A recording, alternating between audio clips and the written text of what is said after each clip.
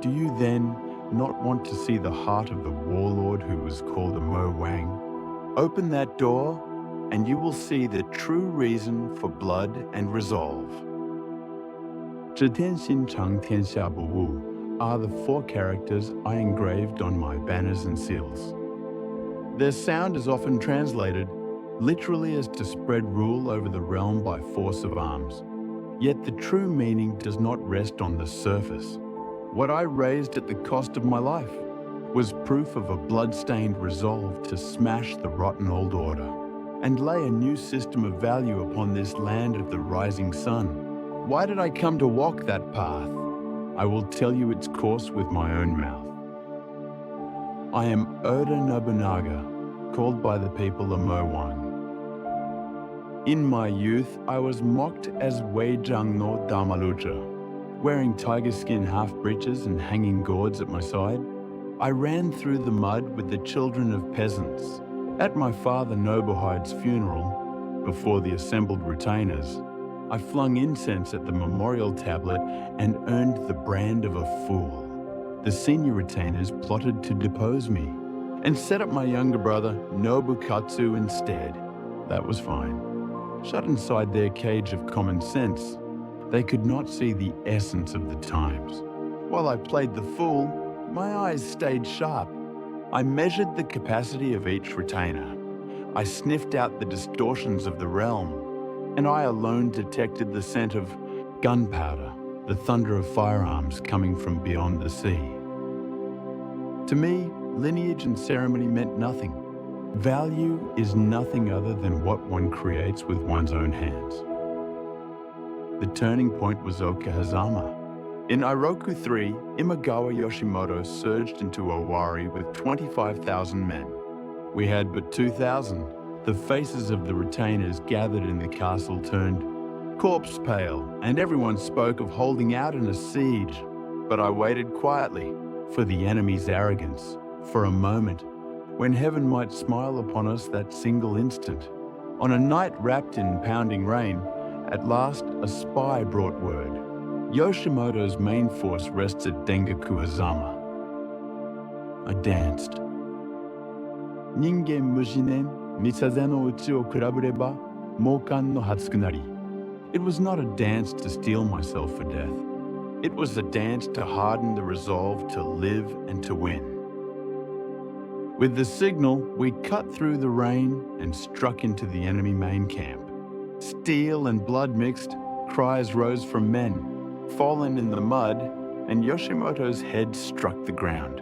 That was no miracle. It was the necessary victory born of controlling information, reading the land, waiting for the weather to be our ally, striking the enemy at the moment of negligence, and above all, staking everything on the madness of Oda Nobunaga. That battle at Okehazama gave me a decisive conviction. It is not numbers or pedigree that move an age. It is the resolve of one human being. Thereafter, I extended my power with unstoppable momentum. Yet that path was a road of blood. The burning of Mount Hiei was one such action.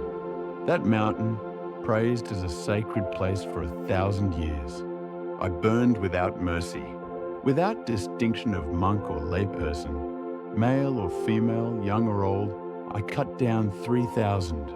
People called me a demon and vilified me as an enemy of the Buddha. But I ask, this can a temple that shelters remnants of enemies, arms itself, and intervenes in worldly struggles truly be called sacred? Can prayers alone save the people? No. To build a new world, the old must first be leveled to bare earth. If no one else would shoulder that burden, then I would take it on. My justice was their evil. I knew fully well that there is no absolute. Justice only the measure of one's resolve. Yet destruction is only the prelude to creation. I opened Rakuichi Rakuza, abolished toll barriers, and set up a system in which any man with coin could trade freely. I sought a world where talent, not birth, would be valued. Toyotomi Hideyoshi once mocked us that monkey I raised from Ashigaru to commander. I believed that valuing achievement above pedigree was the way to a strong nation. With missionaries from the Nan Man, I spoke not of theology, but through nights about the shape of the earth and the movement of the heavens. Savoring the bouquet of wine, wrapped in a velvet cloak, I traced globes with my finger and felt my heart leap at the boundless world beyond Nippon. I always dreamed of the future, but the closer I drew to the summit, the deeper grew the loneliness. All around me feared me, watched my face, and fawned. Perhaps only Akechi Mitsuhide glimpsed a fragment of the future I painted. Thus his betrayal was the blow I could not forgive. At Honnōji before dawn in Tensho 10, war cries approached, arrows breached the shoji, and the bellflower crest fluttered in the courtyard. Mitsuhide, I knew in an instant. No anger rose. Rather, a cold acceptance of an inevitable end. I simply murmured, "Shiki ni obazu." This phrase is not resignation, nor is it a refusal to debate. It was the ultimate affirmation of my whole life. The days I was mocked as Damaluja, the blood-drenched battle at Okehazama, the flames of Hiei, and the betrayal at Honnōji, all were parts of the path I chose. Therefore, I accepted them. This is my destiny. My steps were a chain of blood, flame, and innovation. But what did I look toward beyond that? The storm at Okehazama and the inferno at Hiei were, each of them, steps toward creating a new world. Still, the true question is, why did I have to look so far into the future? From here, I will tell of the depths of my thought. I was always solitary.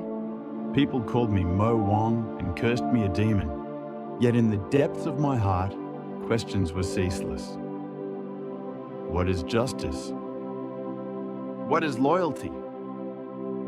Absolute justice does not exist in this world. The victor calls himself just, and the defeated are called evil. Knowing that thoroughly, I nevertheless took up sword and flame. Why? Because unless the old is destroyed, new shoots cannot sprout. I would bear the sin if I must, and serve to cut open the future. That is why I was alone, that is why I had resolve. That resolve connects with the challenges of the present age. There was a man named Steve Jobs. He said, "Stay hungry, stay foolish." Scorned by the world and failing again and again, he nevertheless forged tools no one had seen. As I was called Weijang no Dautsuki, those called fools often change an age. Only those who refuse to live by others' measures and who keep the hunger within their chests can seize the future. I knew that truth centuries ago. And there is a man called Elon Musk. He says, for humanity to survive, we must build a city on Mars. People laugh and call it a pipe dream, reckless, but it carries the same resonance as Tenka Fubu, to break old certainties and lay new ground. As I dreamed beyond these islands, he dreams beyond Earth. Different eras, different places, the blood and challenges runs the same. To you watching this video, I leave a message. Your world is not one of blade-for-blade combat, yet betrayal, despair, and absurd misfortune will still stand before you in altered forms. When they come, take these 5 lessons from my life. First, fear not others' judgments. Be willing to be called Da-Utsuke. Do not live by someone else's measuring stick. See the future with your own eyes. Jobs was called foolish, yet he remained faithful to his conviction. Second, doubt common sense. The route everyone proclaims impossible may be the only way. At Okehazama, 2,000 smote 25,000. Musk dreams of Mars. The future dwells within the unreasonable. Third, raise your banner. To bring forth the new, you must have the resolve to burn the old. Do not fear being hated or called a demon. Only beyond the conflagration will a new vista open. Fourth, accept the absurd. Betrayal, failure, misfortune, they are all inevitable. Do not ask why. Murmur shihini o buzzer, and take responsibility for the end you choose. Fifth, burn with a mad passion. A life that merely smolders has no value. A blaze that burns fiercely even if extinguished. Midway leaves a light that endures in human memory and lights the path ahead. Jobs' creations still enthrall. Musk's challenges still kindle hope. My body vanished in the flames of Honnōji, but the dream I saw remained. It passed to Toyotomi Hideyoshi and Tokugawa Ieyasu and became the foundation of Japan. Even if Jobs is gone, the iPhone remains. Even if Musk should fall, humanity's dream goes on. Such is the fate of challenges. Bodies perish, but dreams and resolve live on. Now then, raise your banner. Even if they laugh and call you a fool, even if they call you a fire-setting demon, it matters not. Break the shell of convention and lay down the future. That resolve is what moves an age. Believing that, I set down my brush here. Thank you for watching all the way through. Your support drives me forward. Smash that subscribe button, hit like, and turn on notifications so you won't miss what's coming next. Get ready, the next video will be even more powerful.